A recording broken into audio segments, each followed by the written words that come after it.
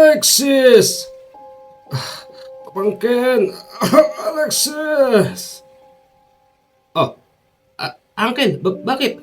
Ah, alalayan mo ako. Hindi ako makatayo. Uncle, kagabi lang malakas ka pa. Ano nangyari sa'yo? Bakit parang naging butot balat ka naman na, Uncle? Pamangkin, pasensya ka na hindi ko agad nasabi sa'yo. Meron na akong karamdaman. Uncle, lika't dadaling kita sa ospital. Hindi Alexis. Walang magagawa ang doktor sa aking karamdaman. Ano? Paano? Alexis, pamangkin. Alam mo namang ang iyong uncle ay dating sundalo. At syempre, dati ring albularyo. Oo, parehas na akong nagretiro diyan. Alexis, ang gusto kong mangyari, bago man lang ako mawala, makahingi ako ng ng ng tawad sa Auntie Clarita mo. Uncle, matagal pa buhay mo. Masamang damo ka yata. Hindi ako nagbibiro. Sige na, Alexis.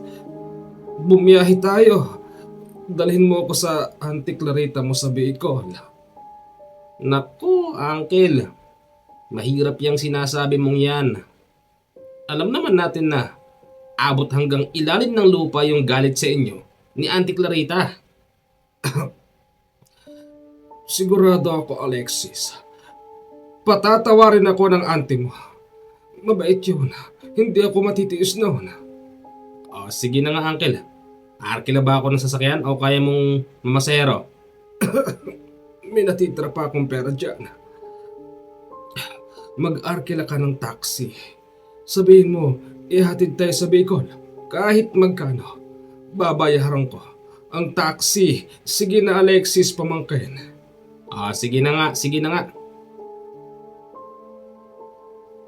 Makalipas lang ang mahigit 1 oras, nakagayak na ang mag-uncle at nag-aantay na rin sa kanila yung taxi.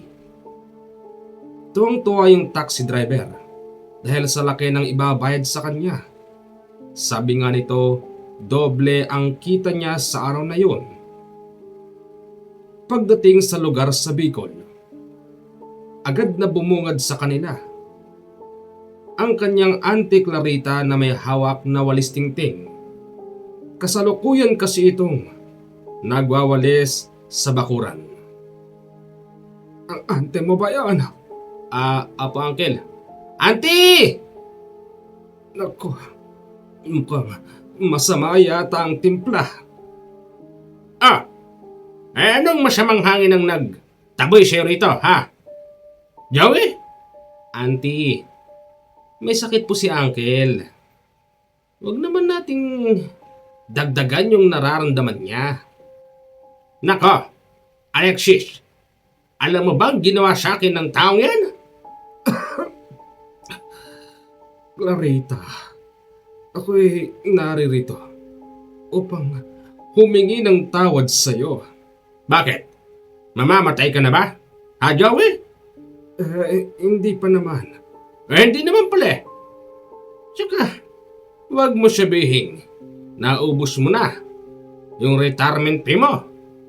Matapos mong pagsasaan ng retirement fee, lumuwas ka ng Maynila, inubos mo sa kung saan-saan, tapos ngayong maubusan ka na. Maiisip mo rin pala, si Clarita. Auntie naman, hindi pa nga po kami nakakapasok sa loob. Yan agad ang bungad niya sa amin, huwag naman ganon. Clarita, inaamin ko na wala na nga akong pera. Kaya naman pala naalala mo ko. Wala naman akong ibang uluyan. Ikaw ang asawa ko, hindi ba? Asawa? Itinuring mo ba akong asawa? Matapos kang magpakasasa sa perang yon? Hindi mo ko naalala, Joey. Patawarin mo ako. naririto ko para bumawi. Ano? Nandito ka para magpaalaga? Ipakain na lang kaya kita sa baboy ni Don Philip. Sinong Don Philip, auntie? Si Don Philip. Yung may malaking baboyan dito. O siya. Kayong mag-uncle. Saan ba kayo tutuloy? Dito raw po, auntie. Dito? Sinasabi ko na nga ba? Tapos ano? Patatabain ko kayo ritong parang baboy? Clarita, hindi pa naman siguro ako mawawala Pero, pagbigyan mo na ako. Sige na, ikaw lang ang gusto kong makasama. Sige. Total, mabait ka naman pala. Ganito. Wala naman kayong magiging trabaho rito pag tinanggap ko kayo. Mas makakabuti. Pumasok kayo sa baboyan at sa manok ni Don Philip. Total, linggo-linggo nagpapalit ng tauhan doon. Bakit po, auntie? Mali ko. Basta ang alam ko lang, bigla na lang nawawala yung mga dayuhang tauhan niya. Baka kinain ng aswang. Ayan ka na naman, Joey. Umiiral na naman ang pagiging albularyo mo. Akala ko ba'y retiradong albularyo ka na ha, matanda ka? Hindi pa rin maalis sa akin yun. Ang albularyo, always albularyo. Bakit ka nagretiro? Siyempre. Dahil sa pera mo? Ganun ba? Auntie, tama na. Pwede na ba kaming pumasok? Sige. Ako'y alis muna. Pupunta muna ako doon sa farm ni Don Philip at ipapasok ko kayong dalawa. Ayokong magpabigat kayo sa akin. Wala akong ipapakain sa inyo. Sige po, auntie. Uncle, kaya mo pa ba? Kakayanin ko. Kakayanin ko at nakakaya naman sa auntie mo. Ako na lang kaya. Hindi, dalawa tayo. Sa pambihirang pagkakataon, napadaan si Don Philip sa bakuran ni Auntie Clarita. Huminto ito nang makilala ang matandang babae. Don Philip! Don Philip! Oh, Manang Clarita, parang problemado ka yata. Talaga, may dumating na pasanin. Palamunin. Ikaw naman, huwag mong sinasabi yun. Masama yung mga ganong salita. Alam ko yun. Di ko maiwasan at galit talaga ako Bakit ho ba? Don Philip, hindi ba kahapon lang lumayas na naman yung tauhan mo sa farm? Oo, pinagnakawan pa nga ako Paano pinagnakawan? Kinarne yung isang baboy. Ayun, ang inabutan ko roon, dugo na lang. Kinuha yung laman. May nakalagay pang sulat doon. Kaya daw nila ginawa yun. Kasi hindi ko ro sila pinapasweldo. Imposible yon. Kaya nga nagagalit ako Teka, sino ba yung dalawang yun? Ayan ang ipapasok ko sa'yo. Si Joey. Joey? Teka, hindi ko siya kilala. Yan ang magaling kong asawa. Siyang retiradong sundalong nagpakasasa sa kanyang retirement. Matapos makuha, pumunta sa Manila yon. Ngayon may sakit na. Kaya bumabalik dito, kaya kung pwede sana Don Philip, tanggapin mo sila. Ganun ba? Maasahan ba yan? Siguro. Naku naman, Manang Clarita, huwag ka namang magpasok sa akin ng taong ako pa ang bibit-bit sa kanila. Don Philip, mawalang galang po. Sino ka? Alexis po. Alexis, sigurado ka bang papasok ko sa akin ng trabaho? Opo sana kung tatanggapin niyo po kami. Masipag po ako. Masipag? Parang hindi kaya sanay sa probinsya Medyo po. Laking Manila po ako pero sige po. Kung namang merong trabaho rito, tatanggapin ko. Sige. Gusto ko mamayang hapon magsimula na kayong dalawa. Mamayang hapon agad, sir. Ubo-ubo pala ito Kaya bang magtrabaho nito? Kakayanin ko po. Sige. Mag-report kayo sa akin mamayang hapon at simulan nyo na ang paglilinis ng baboy. At ikaw? Ako? Oo, ikaw nga. Doon ka sa manukan. Pakakainin mo yung manok, ha? Apa, siguruhin mo lang na walang masasaktan sa mga alaga ko roon. Apa, sige po. Hapon na nang maglinis sila ng baboy at ng mga manok. Sa manok naka-assign si Alexis, habang sa baboy naman ang kanyang uncle. Nag-e-enjoy naman si Alexis sa pagpapakain at sa paglilinis ng kulungan, habang ang kanyang uncle labis na nagtataka dahil sa katahimikan ng mga baboy. Uncle, kamusta naman ang pagpapakain at paglilinis ng mga baboy? Alexis, parang may hindi tama. Paano hindi tama? Anong ibig mong sabihin, Uncle? Hindi ba? Ang mga baboy kapag nakakakita ng tao at pinapakain maingay.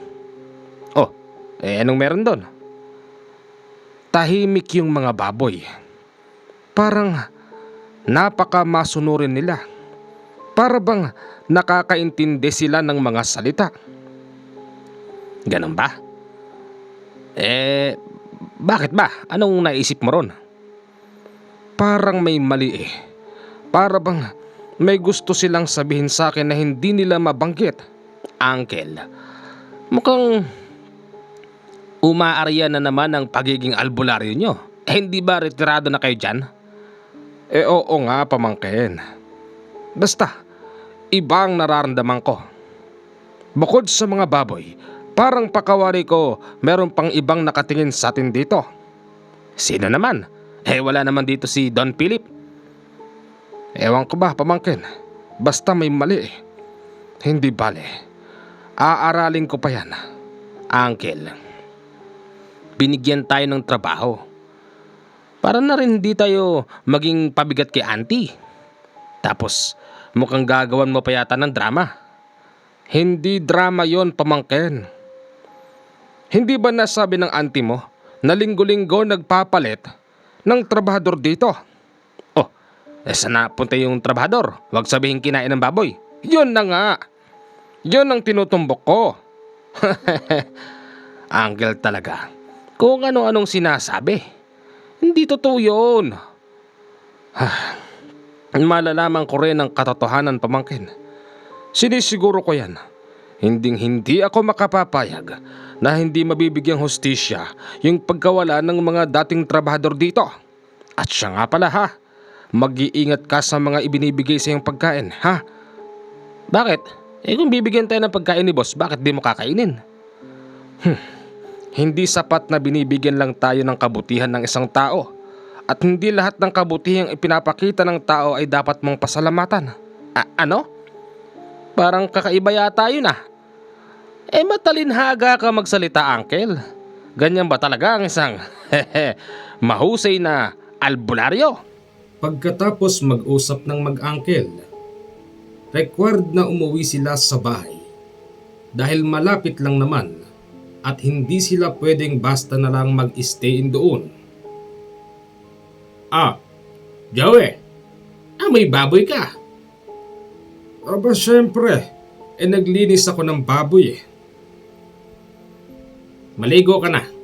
Siya nga pala. Kamusta naman ang paglilinis ng baboy at pagpapakain? Ayon, may mali. Anong may mali? Auntie, masyado raw tahimik yung baboy eh. Tahimik? Bakit? Anong meron siya, baboy? Basta, tahimik masyado. Parang may mali. May mali? O ikaw ang mali? Ang hirap sa'yo. Binigyan ka na ng trabaho. Abi, hinahanapan mo pa ng butas. Basta, may mali. At hindi ko nakakalimutan yung sinasabi mong nawawalang mga trabahador doon. Bakit? Sa palagay mo kinain ng baboy? Yun ang sa palagay ko. Hoy, meron bang baboy na kumakain ng tao? Basta, malalaman at malalaman ko rin ang buong katotohanan, Clarita. Nasisiguro ko yan. Kinabukasan ng umaga, magtutungo na sana roon ng mag-angkel nang bigla nilang masalubong ang isang tauhan ni Don Philip at sinabing wag daw muna silang papasok dahil may darating daw na doktor na siyang magtuturok sa mga baboy. Ganun ba, Brad? Sige. Mamayan lang kami papasok. Anong mamaya? Maghapon hindi pwedeng pumasok. Hindi pwedeng guluhin yung baboy. Tama ba ako, kaibigan? Parang gano'n na nga po. O sige na. Kami maliligo muna sa ilog. Nagpunta sila sa ilog. Pagdating doon, nagulat na lamang sila nang lapitan sila ng isang lalaking nagpakilala na dati raw tauhan ni Don Philip. Ano? Tauhan ka ni Don Philip dati? Oh, anong nangyari? Bakit ka umalis doon? Kaya ako umalis doon dahil hindi niya kami pinapasweldo. Ganun ba? Mukhang meron kayatang karamdaman. Oo eh.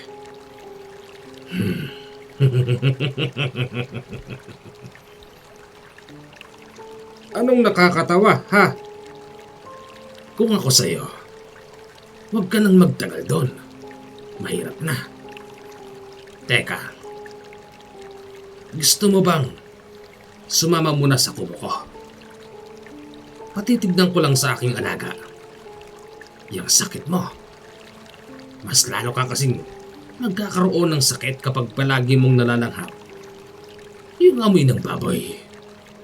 Teka! Sino ka ba? Ba't ba nang hihimasok ka sa buhay namin? Pamangkin. Dating tauhan nga raw yun ni Don Philip. Dating tauhan? Bakit? Ba't ka malis doon? Sabihin na natin, hindi magandang pakikitungo niya sa amin. Bukod sa, hindi niya kami pinapasweldo ng maayos. Wala pang libreng pagkain. Ganun ba? Sige na. Umahon na kayo dyan. Pumunta tayo sa aking kubo. Tama-tama, nakapagluto na ako ng umagahan. Aba, ayos pala yun, Uncle ah. Ano, tara? Sige. Nagugutom na ako eh. Pagpunta sa kubo, nakita nilang isang malawak na maisan pala ang binabantayan ng lalaking yun. Brad. Ano ba pangalan mo? Tsaka, ito ba'y binabantayan mo, maisan? Dito ako nalipat. Siya nga pala.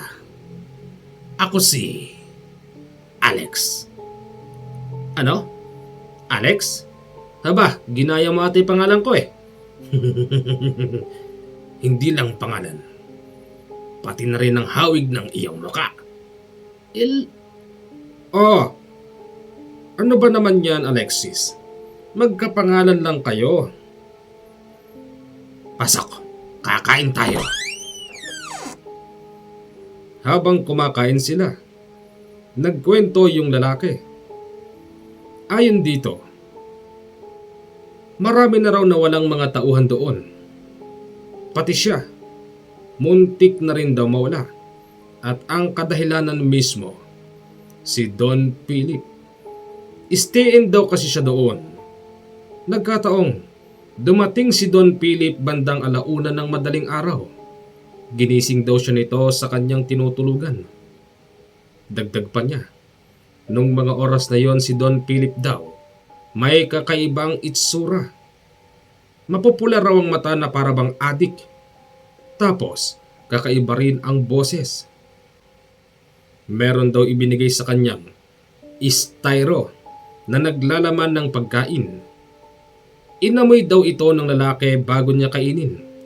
At nang tanggihan niyang kainin yun, nagalit daw si Don Philip sa kanya at pinagbantaan siya.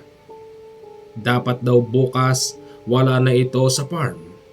Dahil kapag inabutan daw siya roon, papatayin daw siya at ipapakain sa baboy. Ganon. Sabi ko na nga ba, may mali sa mga baboy na yon. Ipapakain sa baboy? Kumakain ba ng tao yung baboy? Aba, parang bibiyaw itik yan. Kahit na anong tinadtad na laman, kinakain ng mga yan, hindi ba? Tama siya. Kaya, kung mahal niyo pa ang mga buhay niyo, umalis na kayo doon. Bago niyo pa madiskubre ang buong katotohanan. Yun lang naman ang sinabi nung laki. Pero pahabol nito, sa mga susunod daw na araw, meron pang taong magpapakita sa kanila at ipapaliwanag ang iba pang pangyayari sa babuyan na yon. Kinabukasan, ipinatawag na sila para sa paglilinis ng baboy. Oh, late na yata kayong dalawa. Saan ba kayo nagpunta? Don Philip. Pasensya na po, medyo tinanghali ng gising. Ganun ba? O sige na, maglinis na kayo ng baboy at ikaw, huwag ka munang pupunta sa manukan. Apo, masusunod po. Nagtulong ang mag-angkel sa paglilinis at pagpapakain ng baboy. Habang isinasagawa nila ng maayos ang trabaho, may napansing kakaiba si Alexis. Oo nga no, Uncle. Tunay ngang napakatahimik ng mga baboy rito. Sabi ko sa iyo parang nasa loob ka lang ng bahay. Uncle, ano yun? Ha? Alin? Ayun! Bakit parang iba yata yung kulay ng baboy na yon? Parang maitim. Teka, wala naman yan nung nakaraan. Hoy! Shh, baboy! Shh. Hindi magsasalita yan. Baka mamaya biglang magsalita yan magulat ka. Ang sabi ko, hoy baboy! Baboy! Baka biglang sumagot yan. Uncle, nung bang nakaraan, meron bang gantong baboy dito? Hindi ko napansin, sa dami ba naman ng mga yan Kahit na, sa isang kulungan na ito, ilan lang ang laman yan. Mapapansin mo yung kakaiba. Sandali lang, may ilalabas lang ako. Teka na yan. Nilabas ni Uncle Joey yung suot-suot niyang medalyon. Maya-maya pa, yung baboy na kulay itim, bigla na lang nagkubli sa ibang baboy. Siyempre nagtatakbuhan yung ibang baboy. Tapos, pumunta sa sulok yung naiibang baboy na para bang takot na takot. Nilapitan ito ng matanda. Hey baboy! Bakit natatakot ka sa akin ha? Uncle, paano di matatakot yan? Sinisigawan mo. Baboy! Isa ka nga bang baboy? Akmang hahawakan ito ng matandang lalaki. Nang biglang, sumigaw si Don Philip mula sa hindi kalayuan. Naku Uncle, si Don Philip dumarating. Don Philip, ay magandang umaga ho uli. Ano yung narinig ko na yan ha? Yung baboy mo makulit. Sino dyan? At ililitsyon natin ngayon din. Yung... Teka, nawala. Sino? Anong nawala? Nawalan ako ng baboy, ganun ba? Hindi. Ibig kong sabihin, nawala yung baboy, yung kulay itim. Anong kulay itim? Walang kulay itim dito. Isa ang itsura ng mga yan. Totoo po yung sinasabi niya. Kulay itim na baboy. Nang ilabas nga po ni Uncle yung kanyang medalyon, biglang nanggilid yung baboy sa takot. Ano? Anong medalyon? Asa na medalyon, patingin? Eto ho. Bakit ba? Huwag na pala. Sige na. Ipagpatuloy nyo na ang paglilinis at pagpapakain ng baboy. Sige po, Boss Philip. Pag-alis ni Don Philip, nagtataka ang mag-angkel kung bakit gano'n na lang ang reaksyon nito nang ipakita ng matanda ang kanyang medalyon. Angkel, bakit kaya? Huwag niya akong bigyan ng dahilan, pamangkin, na siya mismo tumbukin ko at paghinala ang isang aswang. Angkel, hindi kaya siya talaga ang dahilan? Kasi base dun sa kapangalan ko na dating trabahador dito, di ba nga muntik na siya? Dahil galit na galit daw si Don Philip, tsaka napula daw yung mata. Ganito, meron akong plano. Mamayang gabi, bumalik tayo rito. Paano tayo babalik? Ang luwang-luwang nung IST, ang laki-laki nung gate na yan. Basta, pumasok tayo. Papasukin natin yung kubong yon. Palagay ko may itinatago dyan si Don Philip. Pagsapit ng alas 8 ng gabi, aalis na sana ang mag-angkel. Pupunta na sana ng farm. Pero pinipigilan sila ng matandang Clarita. Hoy, kayong dalang mag-angkel. Ano bang pinaplano ninyo, ha? Huwag ka nang makialam, Clarita. Ginagawa namin ito para mabigyang hustisya naman yung mga nawawalang dating trabahador. Ano kayo? Nag-iimbestiga? Ganun ba? Auntie, pasensya ka na kasi yun ang gusto ni Uncle. Nag-iimbestiga ka ba, ha? Joey? Oo, nag-iimbestiga ako. Kung ganon, lumayas na kayo sa trabahong yan. Baka mapano pa kayong dalawa dyan at pati ako madamay.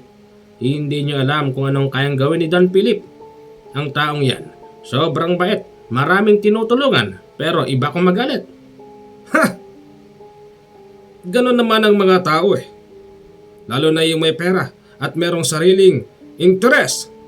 Nagpapakita ng kunwari kakaiba, kaakit-akit at makapagpabango sa mga tao sa paligid.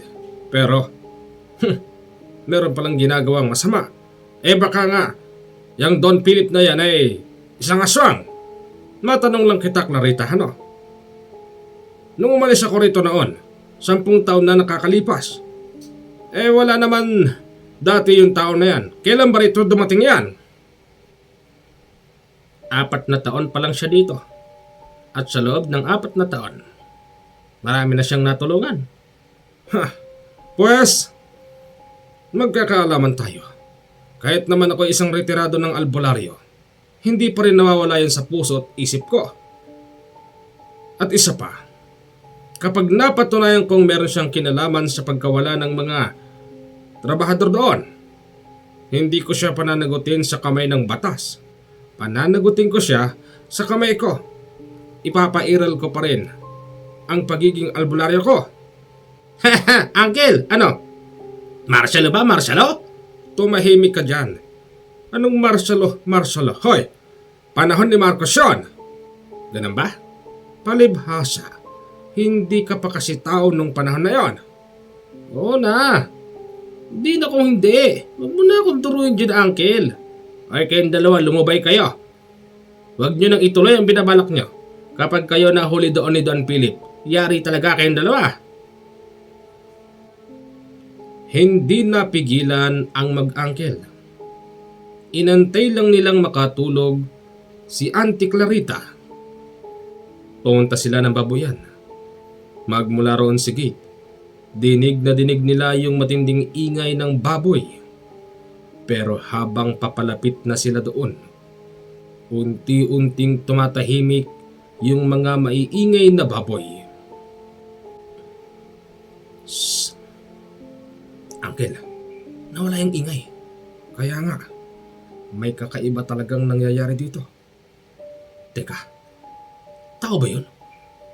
Magtago ka! Dalihan mo! Tao nga yun! Sinilip nila kung anong ginagawa nung taong nakatayo sa tabi ng mga baboy. Hanggang sa kanilang napansin, meron palang isang patay na baboy na nakahalambitin. Tapos, inaalisan ito ng laman loob. Akala nila'y simpleng pagkakatay lang ang ginagawa ng taong yun. Pero nagulat sila dahil nang tanggalin nito ang laman loob, nakita nilang sinipsip ng taong yun yung apdo ng baboy, sabay sabing, napakasarap, malinamnam.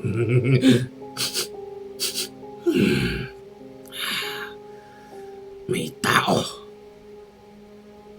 Nang mapansin ng mag-angkel na mukhang naaamoy sila nun, ayon sa matandang Joey, yung taong nakatayo roon na nagkakatay ng baboy ay isang nakakapangilabot na aswang.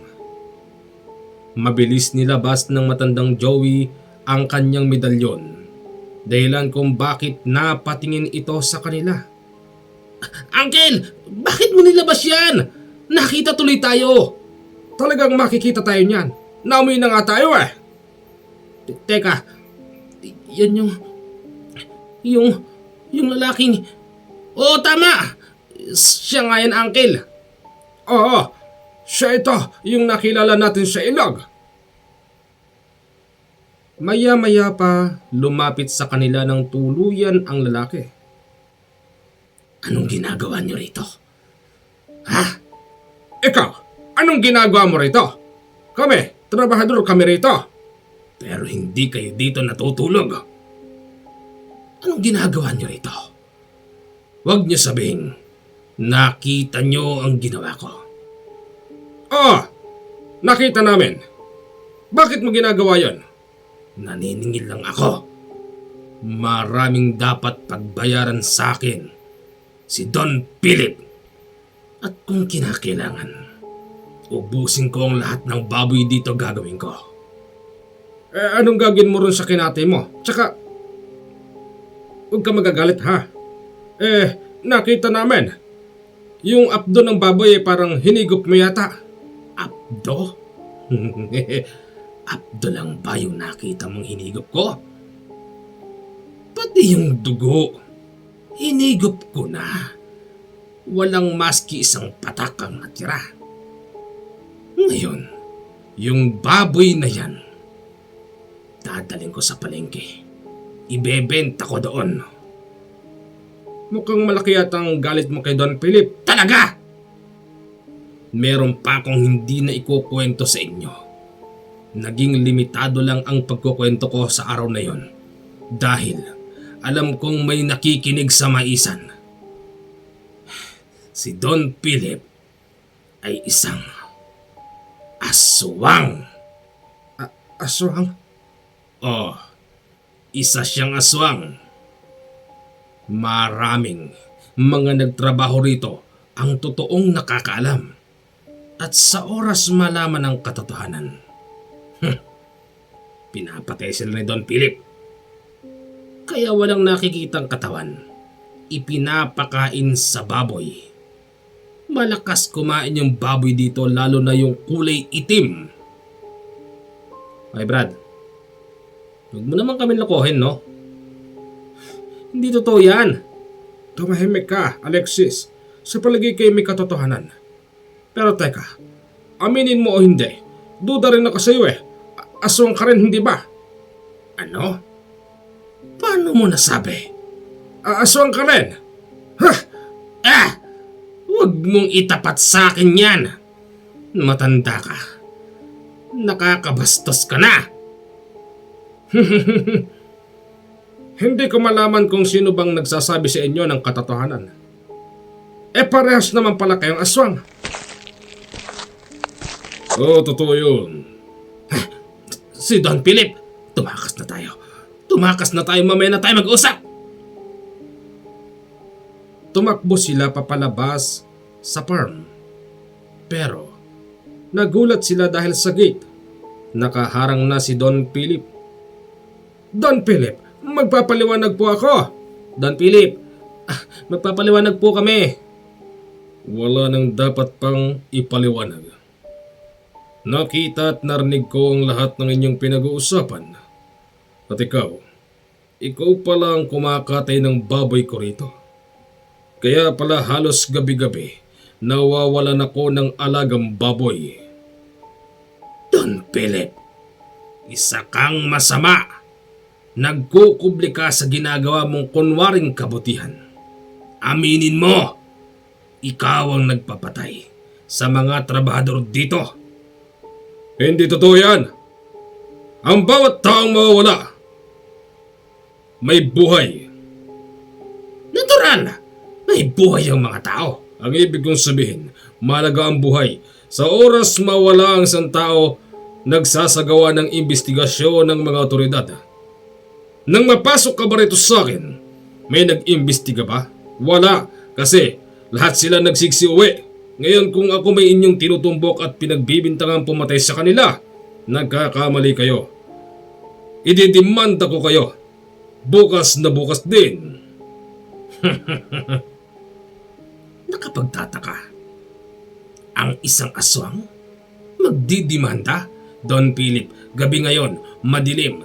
Tayo-tayo lang ang naririto. Ipakita mo na kung sino ka talaga. Pagkakataon mo na ito.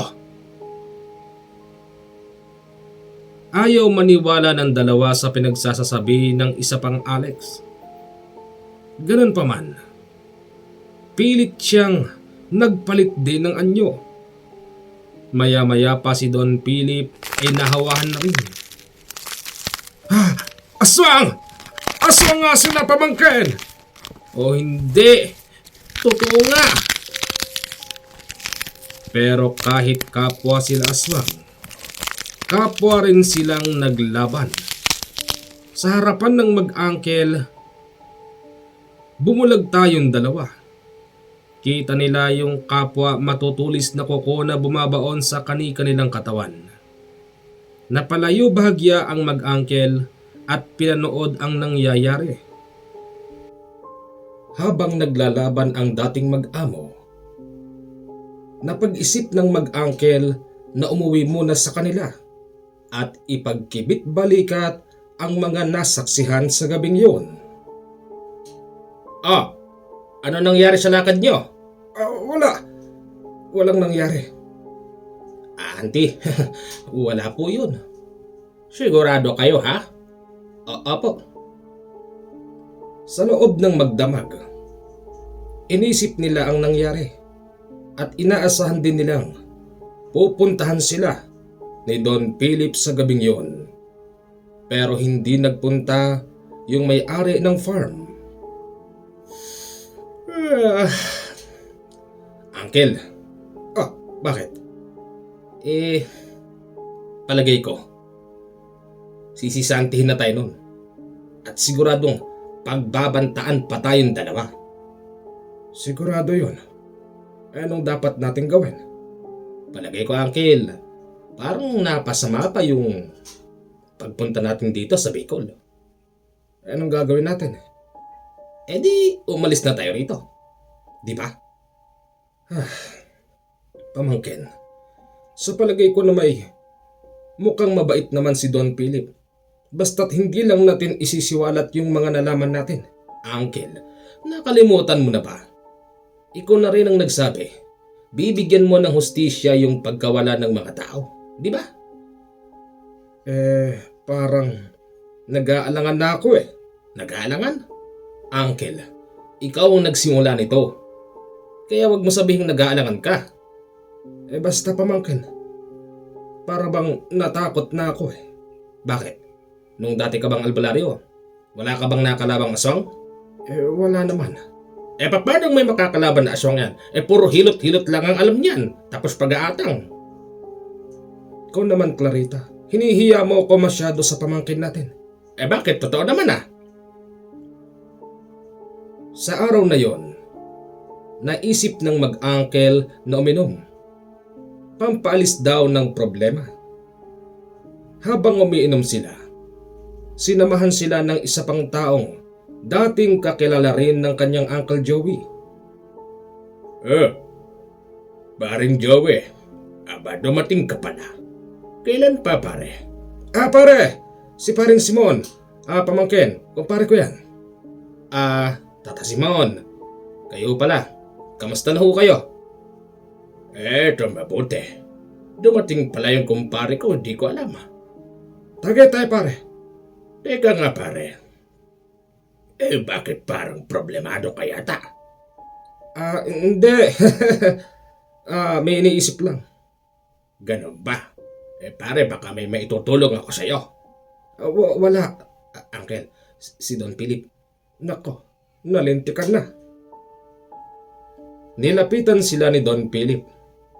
Tinanong kung bakit hindi sila naglinis ng baboy sa araw na yun. Bakit? May problema ba tayo? Bakit ayaw niyong maglinis ng baboy? Wala naman, Don Philip. Wala. Don Philip, naisip namin baka malinis pa yung baboy tsaka yung manok. Kaya uminom muna kami. Trabahador ko kayo. Kaya't kinakailangan maglingkod kayo sa akin. Ano pang ginagawa niyo? Inaantay na kayo ng mga alaga niyo roon. Sige po. At tatapusin lang ng... Kita mo? Mukhang natatakot ka yata. Bakit? May problema ba tayo, ha? Wala. Wala po. Sige na. Antayin ko kayong dalawa mamaya, ha? Pag-alis ni Don Philip, ang sabi ng kumpare niyang si Simon, wag na silang bumalik sa nasabing farm. Bakit po ba?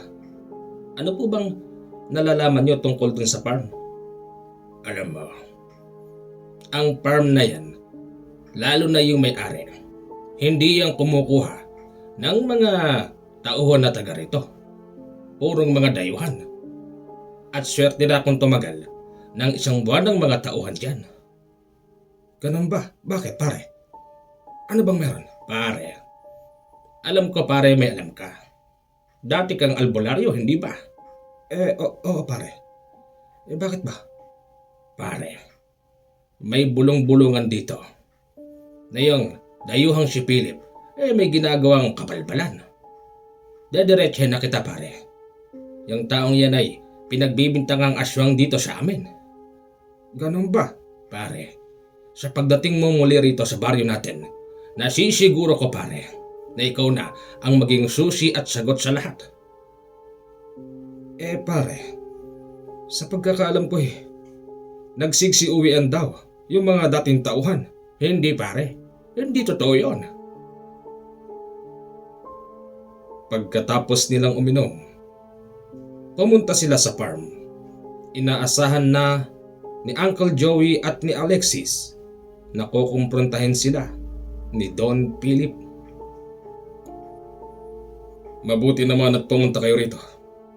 Don Philip, yung nangyari kagabi, wala yun. Huwag mong isipin yun. Kayong dalawa, masyado niyong inilalagay ang sarili niyo sa kapamakan. Pero tama ang ginawa niyo. Anong ibig mong sabihin? Tama ang ginawa niyo. Nagkibit balikat na lang kayong dalawa. At wag na wag niyo ipapangalandakan ang mga nakita niyo. Dahil hindi ko kayo patutulugin. Magmula ngayon susweldo kayo ng malaki. Pakakainin ko rin kayo ng tama. Hindi na po. Kahit po hindi na kami kumain dito. Mahirap po yatang kumain na galing po sa aswang. Ganun ba?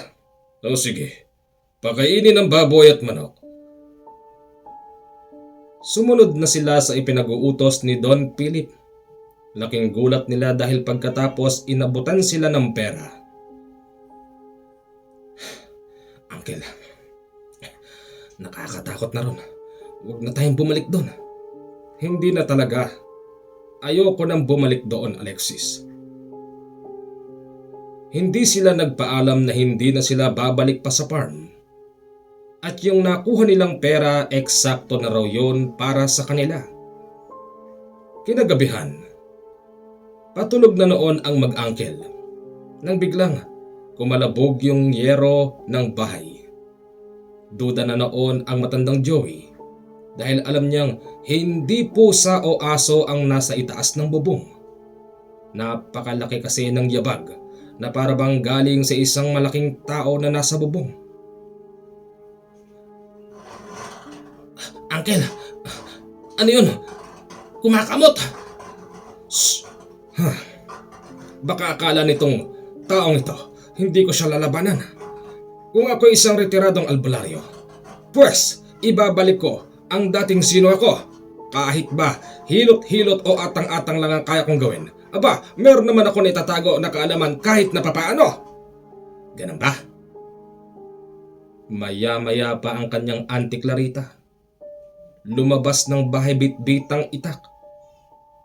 Hinamon nito yung nasa itaas ng bubong. Bumaba ka rito! Hindi ako natatakot sa'yo! Clarita, halika rito! Lumabas din ang mag-angkel. Nakita nilang mayroon ngang nakatayo sa bubong. Pero kung titignan, ibang-iba ito sa katawan ni Don Philip. Para bang mas payat ito at medyo hawig sa pamangkin niyang si Alexis. Teka, parang kahawig ko yun ah. Hindi kaya yung isang Alex yun? Sa palagay ko nga. Oy! Kilala ka na namin. Bumaba ka rito. Ano bang problema? Bakit ba tinatakot mo kami? Tumalon iyon kung saan sila nakatayo. Mabilis din itong nagpalit ng anyo at bumalik sa dati. Ano bang problema mo, ha? Kaya nga, ano bang problema mo? Tinakot mo kami. Hoy! Akala ko kung sino talagang tatagain ko. Pasensya na. Hindi kasi ako basta makalapit sa inyo. Kanina pa may nagbabantay. Ito lang ang tanging paraan upang mapansin niyo ako. Anong ibig mong sabihin? Hindi ba't dati kang albularyo? Oo, bakit?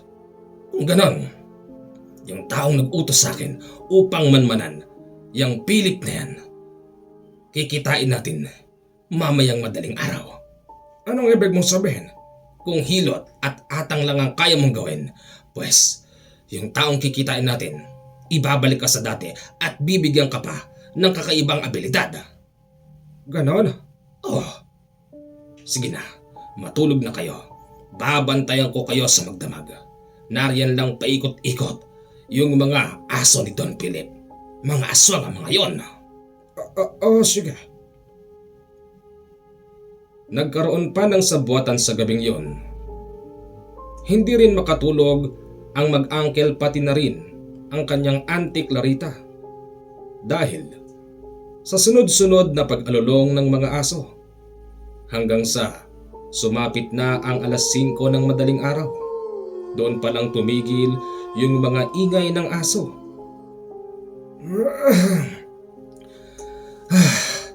Hindi ako nakatulog. Ako rin, Uncle. Kinikilabutan ako Parang buong katawan ko yung nakakaramdam ng takot sa mga alulong. Mga aso nga raw yun. Nasaan na kaya yung isa pang Alex? Ewan ko. Baka mamaya nandyan lang yun. Maya-maya pa, may nagtatawag ng pandesal. Nilapitan nila yon. Yun pala yung isang Alex. Oh! Ikaw na pala. Ano na? Halika na.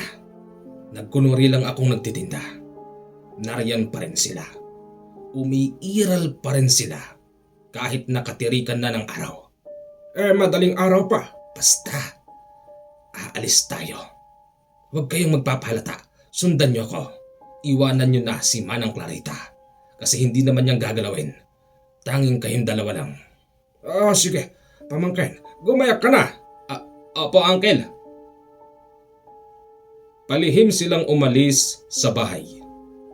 Ayon sa isang Alex, meron daw sumusunod hanggang sa pumasok na sila sa isang malawak na kagubatan at doon na-meet na nila yung sinasabing lalaking nag-utos sa isang Alex upang manmanan, si Don Philip. Nandito na kami. Magaling ang ginawa mo, Alex. Confirm? Apa, confirm. Teka, sino itong taong ito? Teka, sino yan? Macho dancer? Ha, Brad, wala ritong Adonis Bar. Doon yun, sa bayan. Hindi yun ang pinunta ko rito. Ano? Ito na ba yung sinasabi mong retiradong albularyo? Ako nga yun. Bakit ho ba? Retiradong albularyo? Nagpapatawa ka ba? Ang pagiging albularyo, magriretiro ka lang kung sakaling abutin mo na ang kamatayan. Ang pagiging albularyo ay pag-aalay ng buhay na hindi nalalaman ng karamihan. Teka nga, masyado kang matalinhaga magsalita. Ano bang kailangan mo sa akin? Pues, kung hindi mo pa nararating ang experience sa pakikipagtunggali sa mga tuwing na kalaban, pues, ngayon, ito na yun. Ikaw na rin ang nagsabi. Hilot lang at pag-aatang ang kaya kong gawin. Kung ganun, bibigyan kita ng malakas na gamit. Gamit? Para saan yan? Ikaw din ang nagsimula nito. Hindi ba? Anong nagsimula ang sinasabi mo? Nagsimula? Ibig kong sabihin, minanmanan mo rin yung Don Philip na yun upang alamin kung talaga bang may nawawalang mga tao doon. Hindi ko nga makumpirme. Labas na ako ron. Basta't ang sabi sa akin ni Alex, si Don Philip yung matagal ko nang hinahanap na nagkukuble sa kaawang gawa. Ganun ba? Ano naman niyang ibibigay mo sa akin? Teka! Paano naman ako? Bigay mo rin sa akin yan. Huwag ka mag-alala. Meron ka din. Talaga? Meron din ako. Makakatulong pala ako. Makakatulong ka sa paraang kaya mo. Ipahihiram ko lang to sa'yo, ha? Ibalik mo rin sa akin to mamaya. Salamat. At ikaw naman, retiradong albularyo. Nasisiguro ko, babalik at babalik ka sa pagiging albularyo. Oo nga. Ikaw na rin ang nagsabi na titigil lang ang pagiging albularyo ng isang tao kung sasapit na ang kanyang kamatayan. At ang pagiging albularyo ay pag-aalay ng buhay. Good! Alex. Po! Sige na. Ibalik mo na sila. At mamayang gabi, sisimulan na natin ang pagsalakay. Apa. Binalik na sila sa bahay. At pansamantalang naroroon din si Alex. Uncle, ano bang ibig sabihin ng bagay na to? Ewan ko. Hoy, Alex, hawakan mo nga ito. Bakit mo papahawak sa akin yan? Hindi mo ba alam, ha? Hindi kami pwede dyan. Nakapagtataka naman, isa kang aswang. May kaibigan kang albularyo. Bakit? Porke ba ako isang aswang, wala na akong karapatan makipagkapwa-tao? Tandaan mo, hindi lahat ng aswang masama. Ganun ba yun? Lahat ng aswang masama? Hindi ganun yon. Gumagawa din naman kami ng kabutihan. Oo, aminado ako. Marami rin ako nagawang kasalanan noon. Pero siyempre, nagbago na ako ngayon. Nang dahil doon kay Kanole. Nole? Nole pala pangalan ng taong yon. Nole? Albularyo ba talaga yon? Parang macho dancer eh. Albularyo yun. Siya. Anong oras ba tayo sasalakay dun sa farm? Antayin natin siya dumating. Pagsapit ng 11:00 ng gabi, hindi pa pumupunta si Kanole sa bahay nila. Mga 11:30, dumating na siya at merong sinabi sa kanila. Naloko na. Bakit Kanole? Paano Anong ibig mong sabihin? Yung inaakala nating nag-iisa lang siya ron. Meron pa pala. Para bang pakawari ko. Meron siyang nalalaman na susugurin natin siya sa gabing ito. Ganun ba? Anong plano? Ganito. Aantayin nating umalis yung mga kasama niya. Teka! Bakit aantayin pa nating umalis sa mga yon? May gamit tayo. Pinahiram mo ko.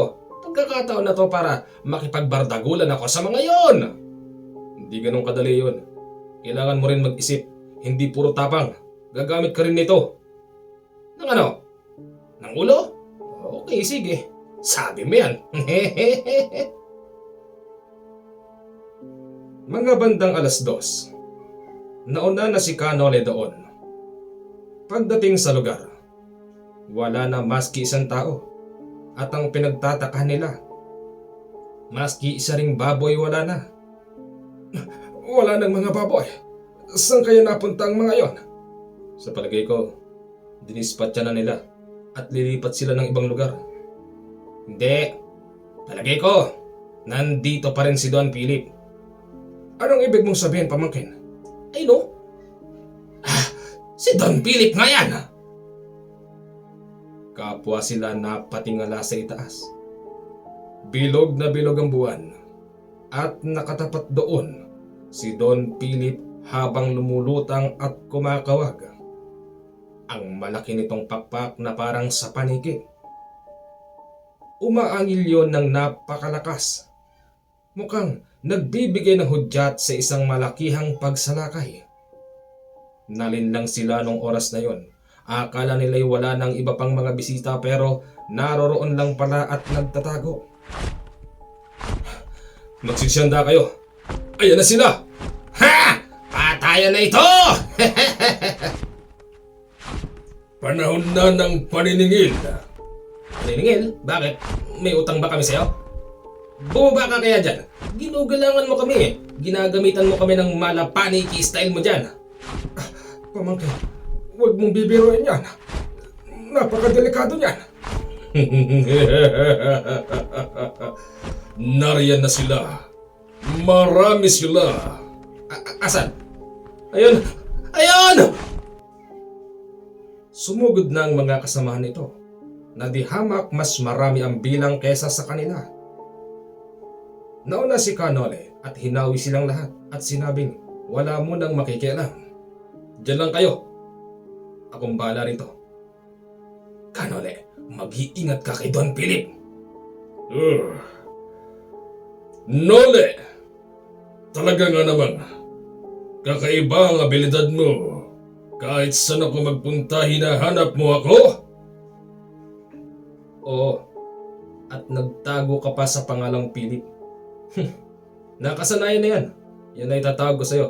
Pero tandaan mo, kahit magtago ka pa sa ilalim ng lupa, kaya kitang sundan. Ganun ba? Lasapin mo ang lahat ng aking mga kasama. Hindi pinansin ni Canole ang mga yun. Bagkos, nakipaglaban din ang kanyang mga kasama. Kung titignan niyang mag-angkel para bang hindi sila mga normal kung gumalaw. Gamit ang makapangyarihang medalyon na pinahiram sa kanila. Kapag nakipagsuntukan yung mag-angkel, tigi-tigisang suntok lang hindi na nakakabangon ang mga kalabang aswang. Ganto pala ito! Para akong may kapangyarihan dito! Oo nga. Ano bang klaseng gamit ito? Yan ang makapangyarihang Antigo de San Benito ko. Ibalik niyo sa akin mamaya yun, ha? Hindi na! Akin na ito! Nang bumulagta ang lahat ng mga kalaban maliban kay Don Philip, dito pa lang ito lumapag at hinarap si Canole. Magulang ka talaga, Ernesto. Philip, sumuko ka na. Inaantay ka na ng mga kabalahibo mo. Anong ibig mong sabihin? Ha? Pinatay mo na sila? Hindi. Kasalukuyan silang pinaparusahan sa lugar ng aking mga gabay. Kaya't sumama ka sa akin sa ayaw at sa gusto mo. Ikaw na lang ang inaantay nila at masayang masaya sila kapag dumating ka roon. Kung sila nagawa mong pasukuin, pues ibahin mo ko, Ernesto. Mamamatay muna ako bago mo ako madala doon. Ganon? Sige, magaling ka lang naman magtago at gumamit ng orasyon. Pero sa harapang laban, wala kang sinabi. Sa unang pagsugod sa kanya ni Don Philip, bigla ring tumalon noon yung isa pang Alex. Silang dalawa ang naglaban dahil para sa kanya magkalebel sila ng pagiging aswang. Ang sarap manood. Sige Alex, talunin mo na siya. Nasugatan si Alex sa leeg, dahilan kung bakit tumutulo na ang kanyang mga dugo. Taksil! Isa ka ring aswang, pero nagiging sunod-sunurang ka sa albularyong ito! Mamamatay ka. Sisiguruhin ko yan. Mapatay mo man ako. Okay lang. Importante sa akin, nakabawi na ako sa mga nagawa kong kasalanan. At kung sakaling ako'y mamamatay, isasama kita, Gabunang Philip! Hindi rin nagpatalo basta ang mag-angkel. Pinagtulungan nila si Don Philip. Sinisigaw noon ng matandang Joey na siya ay isang retiradong albularyo. Ganun pa man, hindi rin siya magpapapigil at patutunayan niya raw sa araw na yon na isa pa rin siyang ganap at tunay at malakas na albularyong ginagabayan ng itaas. Napabulagta nila ang gabunang si Don Philip hanggang sa, "Huhu! Ako naman! Ha! Siguro kapag ito'y ipinalamon ko sa'yo, malulusaw ka na, hindi ba? Hindi ba?" Dapat isa-isa lang. Don Philip, nagkubli ka pa sa pagiging matulungin. Ngayon, mamili ka. Gusto mo pa bang mabuhay? Wag. Wag mo kong papatayin. Sabihin mo sa mga ito. Hindi! Papatayin ka na namin. Pasensya ka na. Wag. Papayag akong makulong doon sa mundo na sinasabi mo. Magbabagong buhay din ako. Hindi! Magbabagong buhay. Nakilala ka naming masama. Panindigan mo na yan. Di ba? Di ba? Maging yung isang Alex ayaw pumayag. Kaya 3 ang boto laban sa isa. Tinuluyan na nila si Don Philip. Mainam na rin daw yon upang sa ganon, hindi na ito pamarisan pa ng iba. Wala na. Patay na ba ito? Naihiwalay na natin yung ulo niya sa kanyang katawan. Ano pang susunod natin gagawin? Hindi yan basta mamamatay. Meron pang isang paraan para tuluyang mapatay yung mga matataas na uri ng aswang. O tumabi kayo dyan. Ako nang bahala. Ginawang aboneka nole si Don Philip. Sabi nga, kung hindi ito gagawing abo, mabubuhay at mabubuhay lang din ito. Tapos ang abo niya, itinapon sa malalim na bahagi ng karagatan. Oh, ano plano mo? Babalik na lang ako sa pagiging albularyo. Tsaka isa pa, napansin ko yung karamdaman ko nang pumunta ako rito sa Bicol. Nang isuot ko ito parang nawala yung sakit ko. Oo nga, Uncle. Ang lakas mo. Salamat dito. Ano bang tawag dyan? Yan yung tinatawag na Antigo de San Benito. Kami lang nga meron yan. Ako mismo ang gumagawa niyan. Ganun ba? Ay, napakapalad ko naman ako'y nabahagian nito. Aba syempre, kaya ituloy mo na ang pagiging albularyo mo. Teka, paano ko? Ikaw? Ano plano mo? Karapat dapat ba ako dyan? Hindi. Hindi ka karapat dapat dito. Ganun naman pala O di eto na, susuli ko na. May experience ka na pagdating sa mga aswang. Sige, sa'yo na yan. Talaga? Alex? Po. Good job. Salamat po. Hanggang dito na lang po ang ating magandang kwento. Bago po tayo magtapos, panoorin niyo po ang susunod na video. Gusto niyo ba ng ganito? Yung makakasama kayo sa pag-shoutout? Yan. Kung gusto niyo po ng ganyan, mag-send po kayo ng video sa akin sa Viber o kaya naman sa WhatsApp. 0948-5230887. Yan po ang aking WhatsApp at Viber account. Batiin nyo na yung gusto nyong batiin kapag nag-send po kayo sa akin ng video. Hanggang dito na lang po at maraming salamat po. Sana nag-enjoy kayo. At pasensya na po kayo kung medyo pangit ang ating audio. Hindi ko po masyadong matimpla. Pasensya na po talaga. Salamat po, ito ang inyong Healer Horror Stories na dating Commander JH. Tandaan, ito lang po ang nag-isa kong YouTube channel. Live po ito at nakikita niyo ako. Salamat pong muli. Isang mapagpalang araw po. Ako po si Richard Villaros, isang masugid at subscriber ng channel ni Commander JH, ang Canoli Horror Story. 100% po ako naisisihan sa mga istorya ni Commander JH. Shoutout po sa lahat ng member at subscriber ni Commander JH, ang Canoli Horror Story. God bless po sa lahat.